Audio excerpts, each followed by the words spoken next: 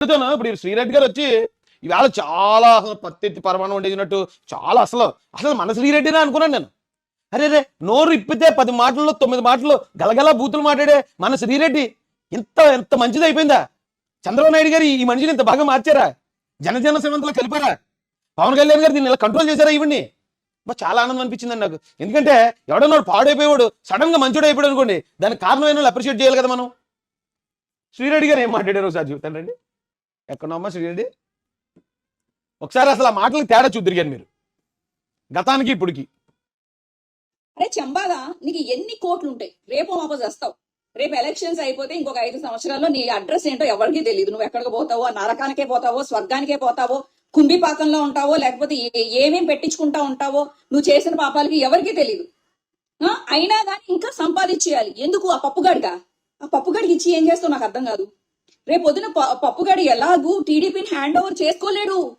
Junior NTR వస్తాడు. Junior NTR వచ్చి టీడీపీని హ్యాండ్ ఓవర్ చేసుకుంటాడు. పిచ్చినా కొడక నువ్వు సంపాదించి ఏం చేసుకుంటావు? ఇదో ఇలా కేసుల మీద వేసుకుని లాస్ట్ లో కుయ్యో మర్రో దేవుడో అంట ఏడ్చుకుంటా సస్తావు అంతే. బోగస్ సబ్ కాంట్రాక్ట్ సంస్థల ద్వారా వినండి ఒకసారి ఇప్పుడు మాటలు వినండి. ఇప్పుడు ఎలా పతివ్రత అయిపోయింది ఇప్పుడు చూపిస్తాను. పతివ్రత అంటే వేరే మీనింగ్ లో అన్నదండి నేను, జస్ట్ రాజకీయంగా అంతే. పవన్ కళ్యాణ్ అయినా చంద్రబాబు అయినా లేకపోతే ఇంక ఏ పార్టీలైనా మీ ముట్లు కాపాడుకోవడానికి మాత్రం జెట్లెస్ సెక్యూరిటీ వాళ్ళు మొత్తం చుట్టూ అమ్మో ఒక గ్యాప్ కూడా ఒక్క గులకరాయి కూడా తగలదమ్మా నా ముడికి అంటారు మీరు. ఆ పవన్ కళ్యాణ్ బుద్ధి లేదు. ఆ పవన్ కళ్యాణ్ తిరిగి సుల్లిగ్గా ఇంత ఉంటారు వీళ్ళు నా కొడుకులు. మా పవన్ కళ్యాణ్ అయ్యేసారి తొడలు కట్టేసుకుంటారు, వీళ్ళు గుడ్డలు బాధేసుకుంటారు, గొత్తాలు ఆర్డర్ తీసేసుకుని రోడ్ల మీద పడిపోతారు పెచ్చ నా కొడుకులని. చంద్రబాబు రేపో మాపే నువ్వు చేస్తావు కదా, నీకు బొంద పెడతారు కదా, అప్పుడు దాకా ఆగలేకపోతున్నావు. నువ్వు సత్యాలో ఎంతమంది ప్రాణాలు పంపించేయాల నువ్వు? పాపాత్ముడే, నీకు మాత్రం ఎంత ఆయుషిస్తున్నాడు కదరా దేవుడు. నీలాంటి వాళ్ళు బతికే ఉపయోగం లేదు. చంద్రబాబు నాయుడు గారి గురించి అండి, 14.5 సంవత్సరాలు ముఖ్యమంత్రి అయినా 40 సంవత్సరాల రాజకీయ చరిత్ర, చాలా పెద్ద రాజకీయ నాయకులు చూసుకుని వచ్చారు. ఆంధ్ర రాష్ట్రాన్ని, హైదరాబాద్ లాంటి నగరాన్ని ప్రపంచ స్థాయి నగరంగా తీర్చిదిద్దారు. ఐటీ సెక్టార్లో ఈ రోజున ఏపీలో అంటే తెలుగోళ్ళు అమెరికాలో మెజారిటీ శాతం ఉన్నారు అంటే దానికి కేవలం చంద్రబాబు నాయుడు గారి దయ వల్ల. అలాంటి పెద్ద ఆయన్ని ఇది రాజకీయం అంటారు దాన్ని? అలా తిట్టడం, జగన్మోహన్ రెడ్డి అలా తిట్టించడం దాన్ని రాజకీయం అంటారా? వీళ్ళని కాపాడడానికి ఇప్పుడు జగన్ ఎవరైతే పోలీసులు వాళ్ళ మీద కేసు పెడతారో ఎక్కడున్నా సరే ఇడ్చుకొచ్చేస్తానండి బెదిరిస్తుంటే చాలా కంట్రోల్ చేసుకోవాల్సి వస్తుందండి. చాలా మాటలు మీకు ఎత్తున్నాను నేను ఏమండి. ఈవేళ ఇప్పుడు అలా మాట్లాడిన అదే శ్రీరెడ్డి ఇప్పుడు దాకా ఏ భాష మాట్లాడింది తిన్నారు, ఇంకా అంతకన్నా దారుణమైన మాటలు కచ్చ వేసేది ఇలాగా కచ్చ వేసేసి రెచ్చిపోయి ఇంక ఏం మాట మాట్లాడుతుందో తెలీదు. బూతులు మగోళ్ళు కూడా మాట్లాడరు బూతులు, అలాంటి బూతులు మాట్లాడింది. అలాంటి బూతులు మాట్లాడినా ఈవిడ కోసం జగన్మోహన్ రెడ్డి వస్తాడు. ఇప్పుడు వాళ్ళందరినీ కేసులు పెడుతున్నారండి. జమిలీ అని అంటున్నారు. అధికారం కూడా తొందరగా కూడా పోవచ్చు, లేకపోయినా ఉండేది 4 ఏళ్ళే. దాని తర్వాత మళ్ళీ మా ప్రభుత్వం వస్తుంది.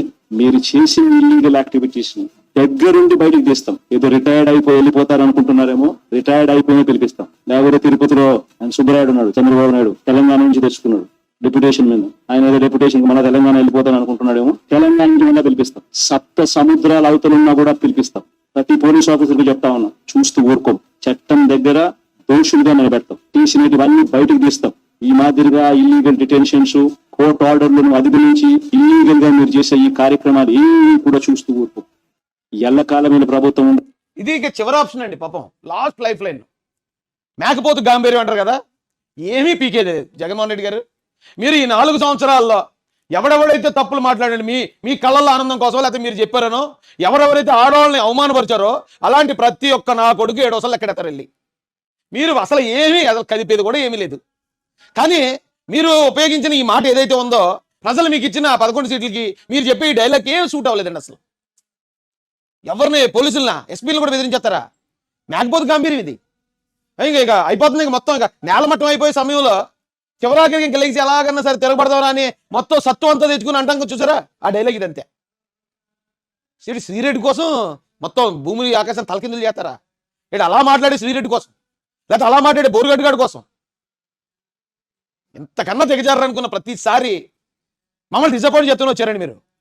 ఇంతకన్నా ఇదే ఇంక లాస్ట్, ఇంతకన్నా ఆయన దిగజారాడు అనుకున్న ప్రతిసారి ఎంతకన్నా దిగజారారు మీరు. శ్రీరెడ్డి కోసం, బోరుగడ్డి గారి కోసం. ఓహో.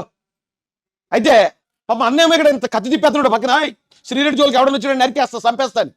కానీ శ్రీరెడ్డి ఏం చేస్తుంది? శ్రీరెడ్డి హ్యాండ్సప్ అంది. హ్యాండ్సప్, నేను లొంగిపోతున్నాను సార్, నన్ను ఏమనుకోండి సార్. శ్రీరెడ్డి కాస్త నిలబడి ఉంటే బాగుండేమో. పాపం నీకోసం జగనన్న అంత ఫైట్ చేస్తా ఉంటే నువ్వు చేసే పని ఇద్దా? అలా బుద్ధి ఉందా నీకు శ్రీరెడ్డి? ఏంటమ్మా ఇలా చేసావు? అందరిని డిసప్పాయింట్ చేసావు. ఎవరు అసలు చక్కగా ఎంత ఎంత మహాలక్ష్మి వచ్చింది చూడండి. అంతకుముందు ఎలా వచ్చేది? సొరపణకలకు వచ్చేది, సైతాన్లాగా వచ్చేది అంతకుముందు. ఇప్పుడు చూడండి ఎంత, ఇది చంద్రబాబు నాయుడు గారు, పవన్ కళ్యాణ్ గారు ఈ మహిళలు ఎంత మార్పు తీసుకొచ్చారు. ఇంకా రాష్ట్రంలో ఎంత మార్పు తీసుకొస్తారో ఆలోచించండి. ఒక్కసారి మీరు అందరూ ఆలోచించాలి. చెప్పమ్మా. కార్యకర్తల్ని అరెస్ట్ చేస్తున్నారు కదా, సోషల్ మీడియా కార్యకర్తల్ని. ఆ, వాళ్ళ ఇబ్బందుల గురించి నేను మీకు ఒకసారి చెప్తాను, వినండి. ఆ, అసలు మీరు సమఉజ్జీలతో ఫైట్ చేయాలి. ఉమ్. పిచ్చుకల మీద బ్రహ్మాస్త్రాలు వేయడం కరెక్ట్ కాదు. మీరు సోషల్ మీడియా కార్యకర్తలు అరెస్ట్ చేస్తున్నారు, మీరు సమఉజ్జీల మీద వేయండి, పిచ్చుకల మీద బ్రహ్మాస్త్రం వద్దు అంటుందండి. ఫస్ట్ డేలకు అసలు 4-6 బౌండరీ దాటిపోయింది. మరి నువ్వు సమఉజ్జీతో ఫైట్ చేయాలి కదా శ్రీరెడ్డి. నీకెందుకు చంద్రబాబు నాయుడు గారు, లోకేష్ గారు, పవన్ కళ్యాణ్ గారు, నువ్వెందుకమ్మా అంతలాగా రెచ్చిపోయావు?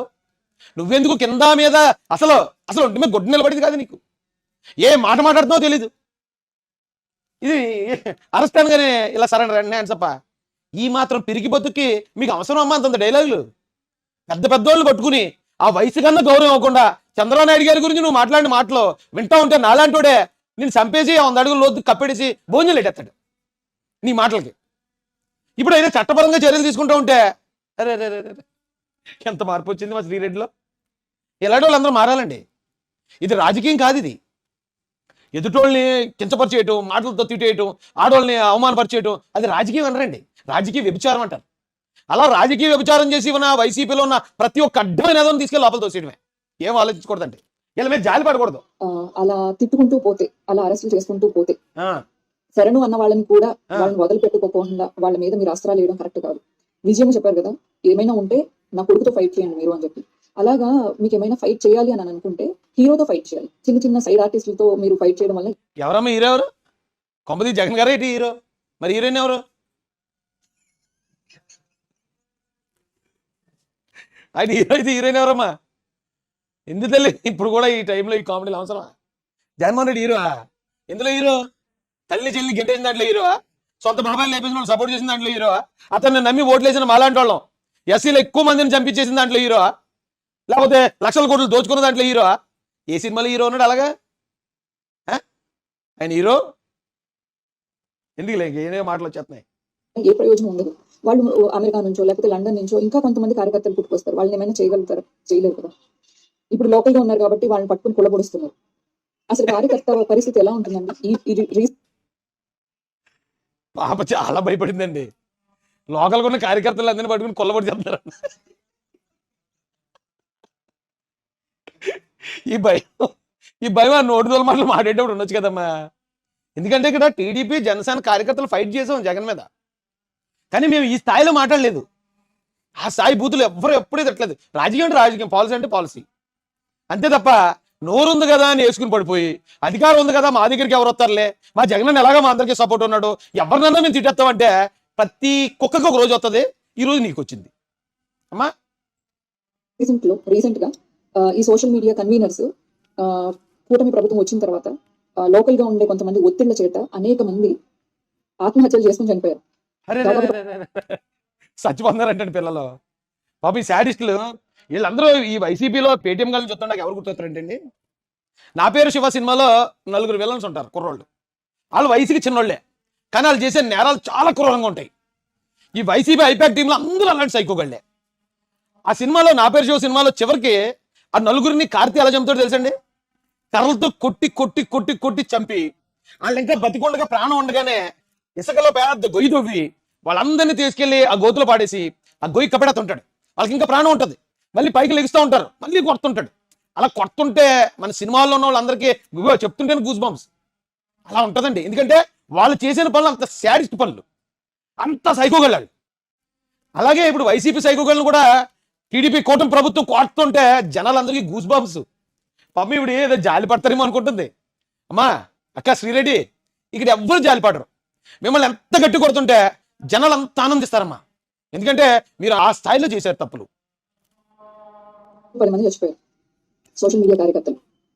10 మంది ఇంకా ఎక్కువగానే చనిపోయారని నేను అనుకుంటున్నాను. అసలు పైన వాళ్ళు వేల కోట్లు బాగానే సంపాదించుకుంటున్నారు. కిందన కార్యకర్త ఎందుకు అగ్రెసివ్ గా మాట్లాడతాడు? రాజకీయంగా తను కూడా ఏదో ఎదగాలి అని చెప్పేసి అగ్రెసివ్ గా మాట్లాడతాడు. రాజకీయంగా ఎదగాలని బూతులు తిడతారటండి. అంటే జగన్ రెడ్డి ఎవడైనా బూతులు తిడితేనే మీకు పొలిటికల్గా అవకాశాలు ఇస్తానన్నాడట. మీరు ఎవరైతే ఎవడు ఎక్కువ బూతులు తిడతాడో ఆడికే పెద్ద పోస్టు వైసీపీలో.